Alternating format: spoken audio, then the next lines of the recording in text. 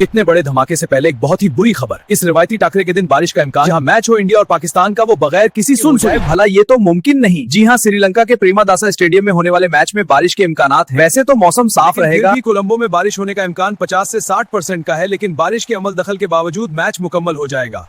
अगर बारिश इस स्पीड से हुई जो मेरे न्यूज रूम में हो रही है, तो मैच का होना मुश्किल ही नहीं नामुमकिन है। तो फैंस, अब आपको सिर्फ मैच जीतने की बारिश के ना होने की भी दुआ करनी होगी, क्योंकि बड़ी मुश्किल से ये मैच खेलने के लिए दोनों हरीफ राजी हुए हैं। अब ये बारिश कहां से आ गई? दुआ करता हूं कि ये बारिश जितना बरसना चाहती है मैच के बाद बरस ले। मैं बारिश का इस्तकबाल करूंगा, लेकिन मैच वाले दिन ना बरसे। मैच मुकम्मल हो जाए प्लीज।